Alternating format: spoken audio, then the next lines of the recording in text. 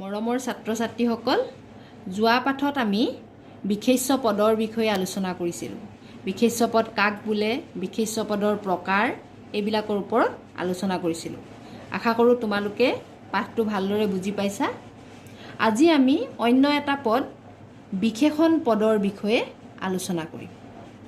এটা বিশেষণ পদ কাক বোলে তোমালোকে নিশ্চয় আগতে পাইছাই, তথাপি মই উদাহৰণৰ পৰা যাব খুজিছোঁ।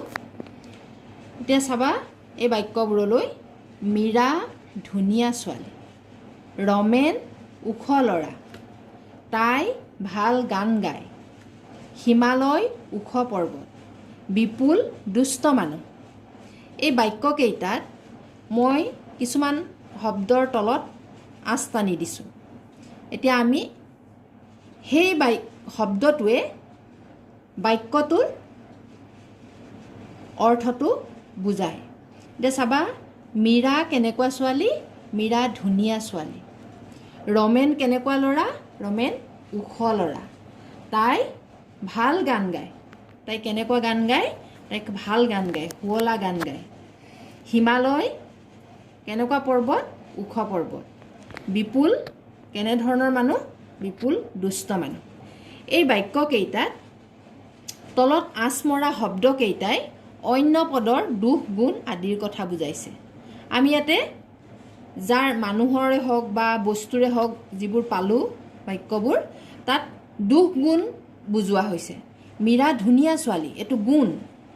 ৰমেন ওখ ল'ৰা, ৰমেনৰ এইটো গুণ।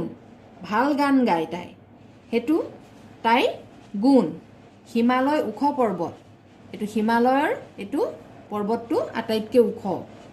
এতিয়া বিপুল দুষ্ট মানুহ, বিপুল কেনেধৰণৰ মানুহ? বিপুল দুষ্ট মানুহ।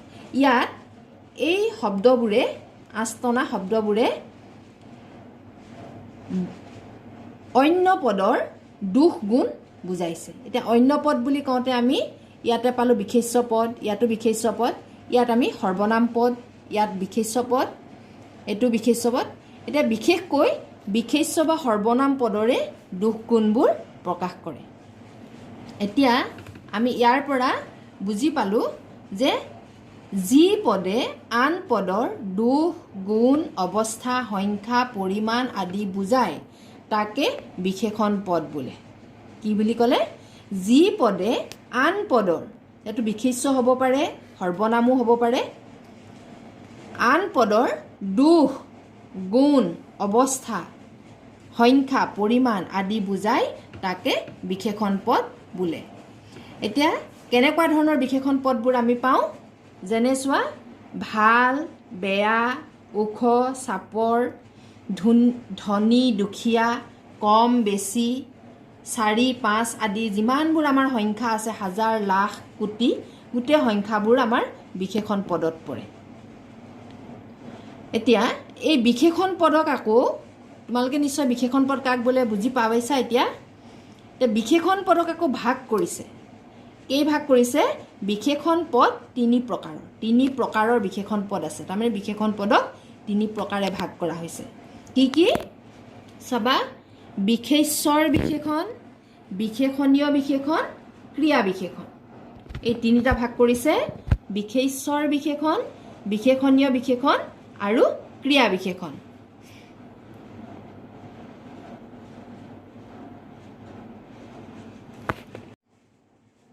এতিয়া আমি বিশেষ্যৰ বিশেষণ কাক বোলে সেইটো চাম। এতিয়া এই বাক্যবোৰ চোৱা। মহৎ লোক, বহুত ল'ৰা, ভাল মানুহ, ধুনীয়া ছোৱালী, গৰম পানী, ৰঙা ফুল, 10 টকা, 5টা আম, ক'লা মেঘ। এই চুটি চুটি বাক্যবোৰত আমি প্ৰথম যিবোৰ শব্দ পাইছোঁ, এই শব্দবোৰৰ তলত মই আঁচ টানি দিছোঁ। এইবিলাক গুণ বা দুখ, বিশেষণ পদ। এই বিশেষণ পদটোৰ এটা কেনেকুৱা লোক? মহৎ লোক। এটা লোকটো বিশেষ্য পদ, ল'ৰাটো তেনেদৰে বিশেষ্য পদ, বহুত ল'ৰা। ভাল মানুহ, মানুহটো বিশেষ্য পদ। ধুনীয়া ছোৱালী, ছোৱালীটো বিশেষ্য পদ। গৰম পানী, পানীটো বিশেষ্য পদ। ৰঙা ফুল, ফুলটো কেনেকুৱা? ৰঙা, গতিকে এইটো বিশেষ্য পদ। টকা 10 টকা, টকাটো বিশেষ্য পদ। 5টা আম, আম বিশেষ্য পদ। কলা মেঘ, মেঘটো বিশেষ্য পদ। এতিয়া এই বিশেষ্য পদবিলাকৰ বিশেষণ দেখুৱাইছে। এতিয়া চাবা, ওপৰত উল্লেখ কৰা বাক্যবোৰে বিশেষ্য পদৰ দুখ, গুণ, অৱস্থা, পৰিমাণ আদি বুজাইছে। এই বাক্যবোৰত এইবিলাক বিশেষ্য পদবিলাকৰ দুখ, গুণ, পৰিমাণ, অৱস্থা এইবিলাক বুজাইছে। এতিয়া এইটো মহৎ লোক, এইটো গুণ বুজাইছে। লোকজনৰ মহৎ লোক, লোকটো বিশেষ্য পদ, তাৰে মহৎটো গুণ। বহুত ল'ৰা, এইটো সংখ্যা বুজাইছে। ভাল মানুহ, এইটো গুণ বুজাইছে। ধুনীয়া ছোৱালী, এইটো গুণ বুজাইছে। এইদৰে বিশেষ্য পদৰ দুখ, গুণ, অৱস্থা, পৰিমাণ আদি বুজোৱা শব্দবোৰকে মানে বিশেষণবোৰকে কি বুলি কয়? বিশেষ্যৰ বিশেষণ বোলে। বিশেষ্য পদৰ দুখ, গুণ, অৱস্থা আদি বুজোৱা বিশেষণকে বিশেষ্যৰ বিশেষণ বোলে। এইটো হৈছে বিশেষ্যৰ বিশেষণ। তাৰপাছত আমি আৰু এটা পাওঁ বিশেষণীয় বিশেষণ। এতিয়া বিশেষণৰো বিশেষণ। সি বৰ বুদ্ধিয়ক ল'ৰা। ইয়াতে চোৱা, সি বুদ্ধিয়ক ল'ৰাটোতো, বুদ্ধিয়কটোতো বিশেষণ পদ, কিন্তু কিমান বুদ্ধিয়ক? বৰ বুদ্ধিয়ক, বৰ বুদ্ধিয়ক। এই বৰটো বিশেষণীয় বিশেষণ। এইটো বিশেষণ, তাৰো বিশেষণ, এইটো কাৰণে বিশেষণীয় বিশেষণ। তাইৰ চুলি কোচা কিচকিচিয়া কলা। অকল কলাই নহয়, চুলি কোচা তাইৰ কেনেকুৱা? কিচকিচিয়া কলা। এইটো বিশেষণীয় বিশেষণ। চোলাটো টিকটিকিয়া ৰঙা, ইমান ৰঙা যে টিকটিকিয়া ৰঙা, এইটো ৰঙাটোৰ বিশেষণ,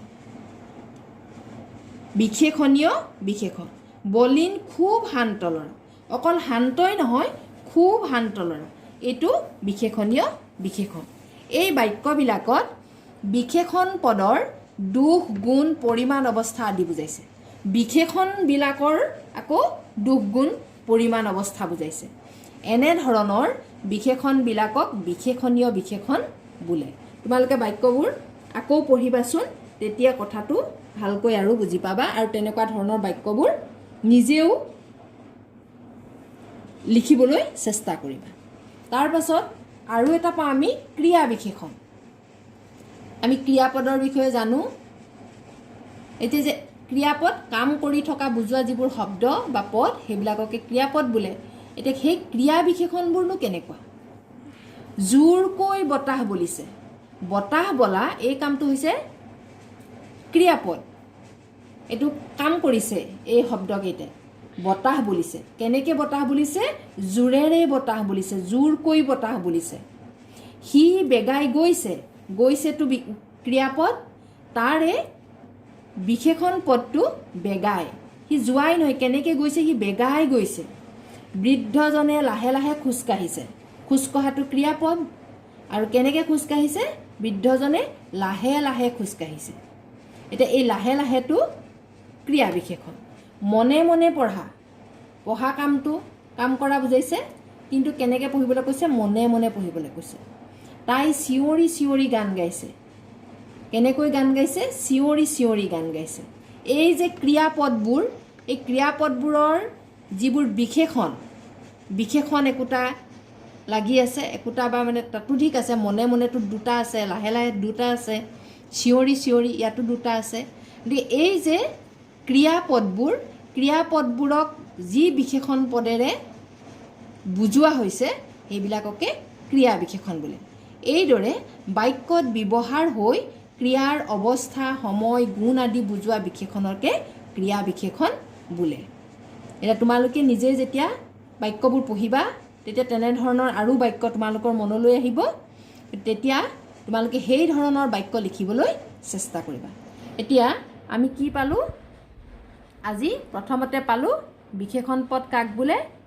যে যি পদে আন পদৰ দুখ, গুণ, অৱস্থা, পৰিমাণ আদি বুজায় তাকে বিশেষণ পদ বোলে। আৰু বিশেষণ পদৰ আমি তিনিটা ভাগ পালোঁ, যে কি কি আছিলে? বিশেষ্যৰ বিশেষণ, বিশেষণীয় বিশেষণ আৰু ক্ৰিয়া বিশেষণ।